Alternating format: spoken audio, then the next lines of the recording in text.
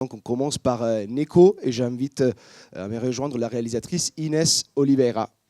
Comme toujours, pour démarrer les débats, je vais poser 2 ou 3 questions et ensuite je vous laisserai intervenir. Et donc une première question un peu plus générale pour donner le contexte du film.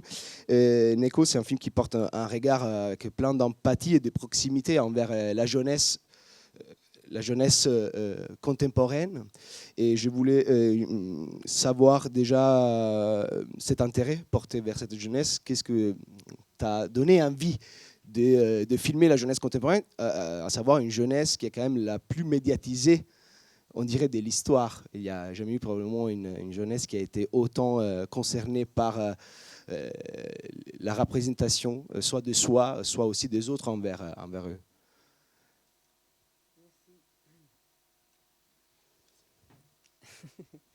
Merci Julio et merci déjà au festival aussi pour l'invitation. Et ça me donne beaucoup de bonheur d'être ici et de partager le film pour la première fois en salle.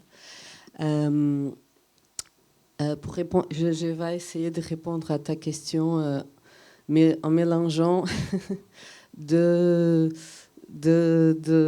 autre question que c'est un peu mon histoire aussi. Pourquoi je m'intéresse pour la jeunesse? Je me sens aussi dans un moment où je mets beaucoup de choses en question. D'abord le cinéma, mon rapport avec le cinéma. Donc c'est le premier film que j'ai produit moi-même aussi c'est un film que j'ai filmé en pellicule en 16 mm depuis l'école de cinéma que j'avais pas touché non, j'ai filmé encore en Argentine en 35, mais 16 mm, il fait 25 ans. Et donc retourner à cette dispositif médium matière et sa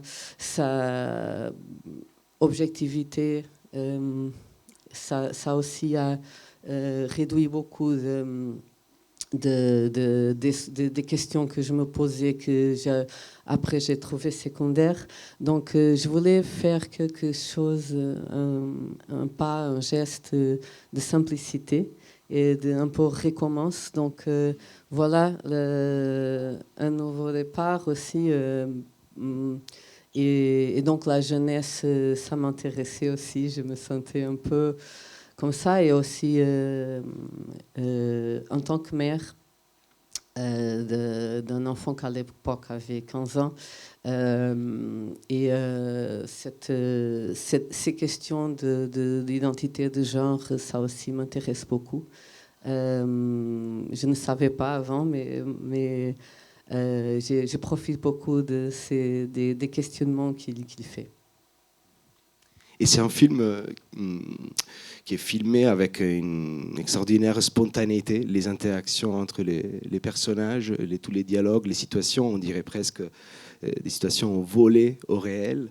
Et je voulais savoir donc comment tu as travaillé l'écriture du film, mais aussi le travail avec justement les comédiens, les comédiennes du film pour arriver à cette spontanéité.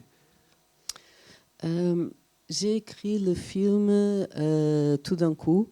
Mais je pense que ça venait d'une observation que je faisais déjà. Et après ça, j'ai bien sûr cherché de valider le scénario d'abord avec mon fils qui m'a aidé. Il a lu, on a discuté un peu. Et après, quand j'ai finalement trouvé de l'argent pour faire le film, et j'ai fait le casting, avec eux, j'ai discuté l'histoire, mais il était très... ils avaient la volonté de faire le film qu'ils lisaient. Et il avait une adhésion à la proposition qui m'a étonnée un peu. J'étais prête à tous repenser, etc. Mais ils étaient prêts à se lancer dans les personnages, le plot, voilà. avez passé beaucoup de temps pour préparer, du coup, avant le tournage? Est-ce qu'il y a eu beaucoup de... Si, j'ai fait le casting, c'était pas très très ouvert.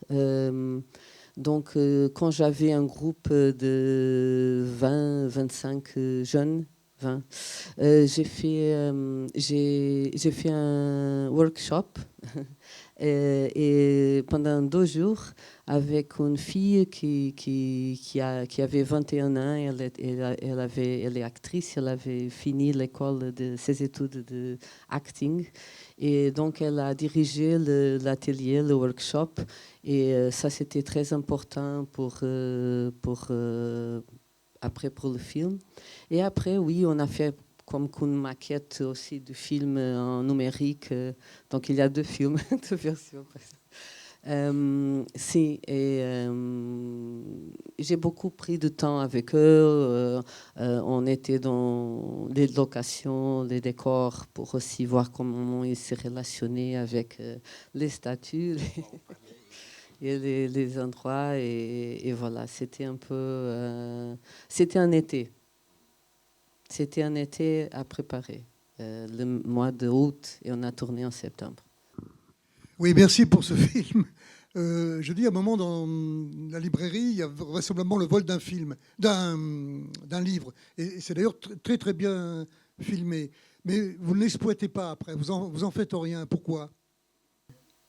Il n'était pas pris à voler. Il n'avait pas des conséquences. Oui, voilà. Il a eu de la chance. Mais je me souviens je me souviens à cet âge de voler aussi dans un supermarché un shampoo. J'avais pas la même chance. Mais c'est une action qui est très commune dans l'adolescence, on essaie des choses et essayer de voler. Et c'est vrai qu'il y a beaucoup de cas bien succédés. Je ne sais pas si je réponds à votre question. Et aussi, je ne voulais pas faire... je voulais qu'il avait quelque chose, une action que c'était pas... qui mettait en question cette idée de minorité exemplaire des enfants, des jeunes qui voilà, c'est ça. Et moi, j'avais en tout cas une question concernant la représentation de la ville, en tout cas le choix de faire un film totalement en plein air dans le centre historique de Lisbonne. Et c'est quand même, comment dire, un décor ultra important dans le film parce que l'interaction entre ces corps qui se baladent dans cet espace, on dirait, surtout dans la première partie du film, qui ont vraiment du mal à se repérer, déjà à se retrouver, mais aussi avec la jeune qui fait un petit malaise. Donc on dirait presque qu'il ressent quelque chose de assez... peut-être pas violent, mais en tout cas qui ne sont pas tout à fait à l'aise dans cette foule de touristes et de bars.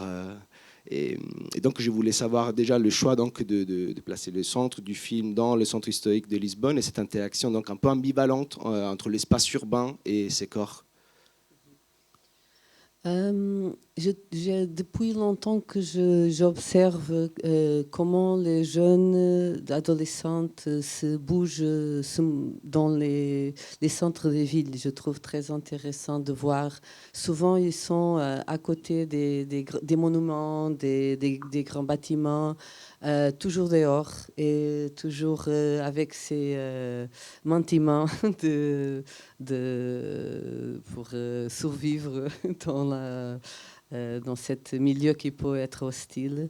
Je me souviens de ce film de Léo Carax, Les Amants de Pont-Neuf. Déjà là, j'avais l'impression que j'avais vu ce portrait de ce rapport entre les plus vulnérables et en façon brutale des grandes villes, même si Lisbonne est une ville tout à fait plus douce.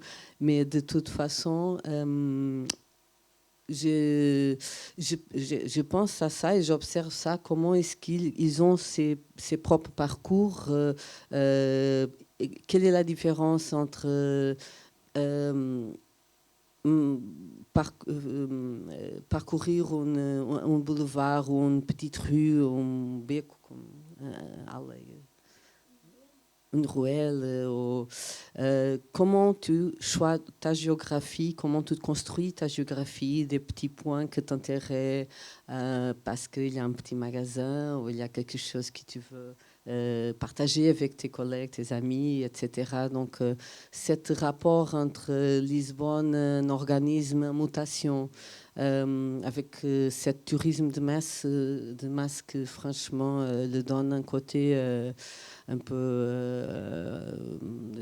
C'est une mutation pas forcément positive, enfin, c'est vraiment l'image de la gentrification. Si, c'est une image d'entraînement, de perte d'identité aussi, quelque part. Aussi. Si, une perte d'identité, une devassa, non sais comment se dit,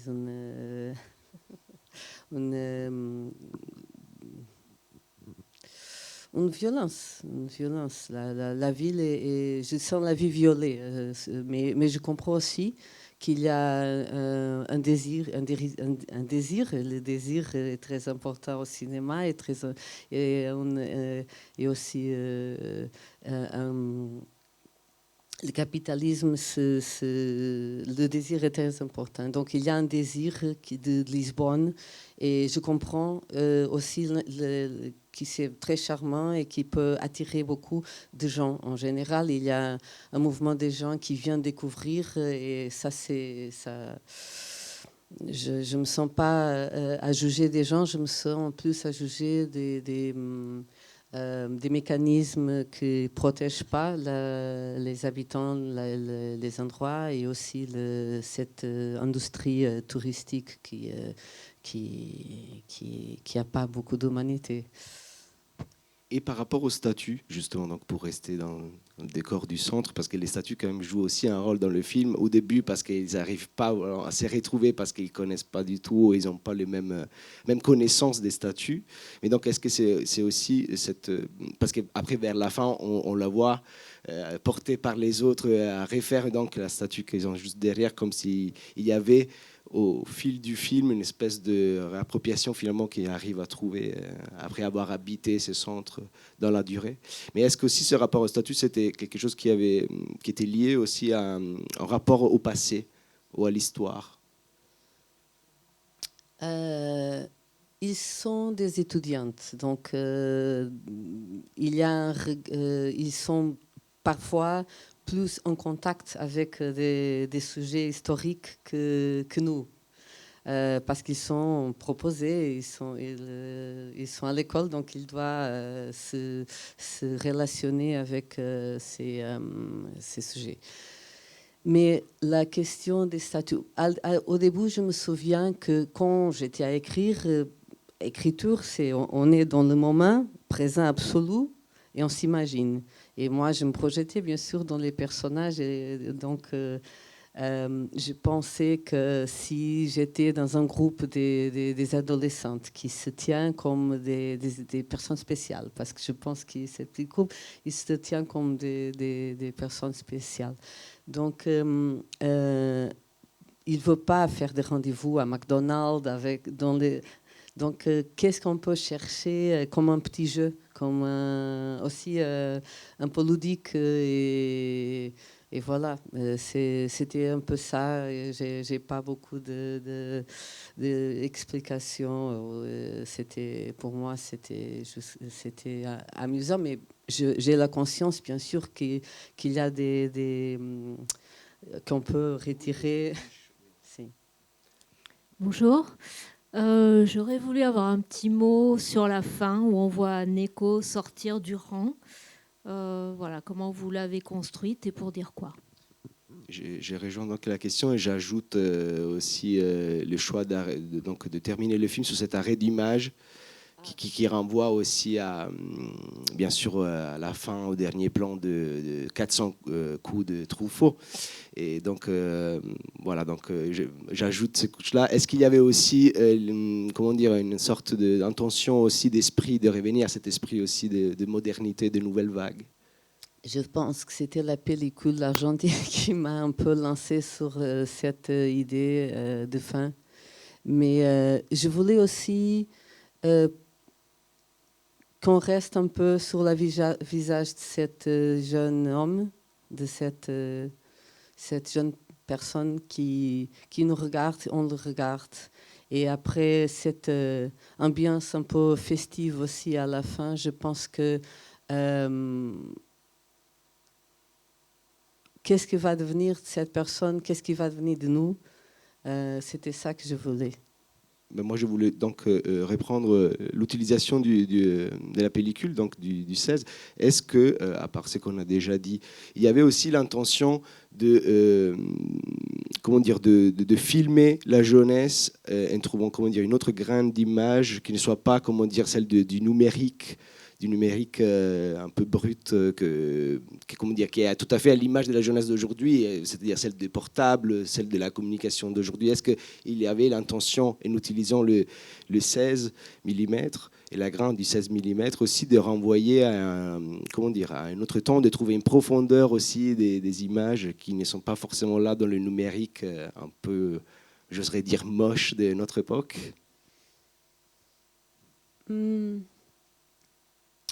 Je pense que surtout c'est une certaine simplicité qui m'attirait.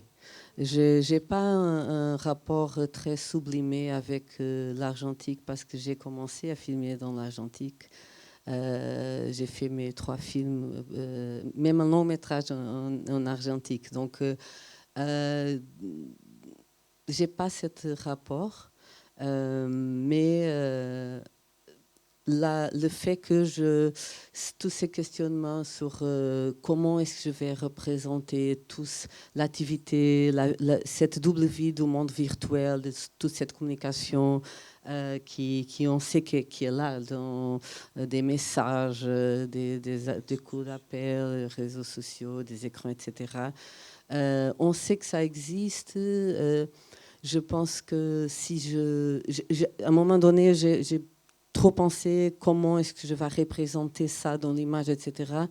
Donc, cette choix, elle m'a beaucoup aidée vers cette autre concentration dans des autres sujets des choses. Et c'est vrai que quand on filme en Argentine, il y a quelque chose qui est beaucoup plus magique, beaucoup plus qui nous aide un peu. Même la caméra est bon, cette caméra, c'était pas une caméra vintage, c'était pas une belle caméra, mais de toute façon, les gens sont plus sympathiques avec une caméra numérique qui avait une caméra argentique que numérique. Ça, c'était important aussi d'avoir cette image d'un groupe de gens qui filment en argentique dans la rue d'une façon un peu romantique, parce qu'on avait besoin un peu de la sympathie des gens qui étaient par le paysage urbain, mais qu'on y votait. Quelquefois, on les demandait de signer des papiers parce qu'ils avaient en présence plus. Mais en même temps, ce n'était pas possible d'arrêter. Le faire pour tous, oui. Pour tous, c'est d'arrêter le mouvement des roues, etc. Donc, on a compris qu'on devrait aussi accepter les regards sur les caméras, etc. Merci beaucoup Merci, Inès. merci.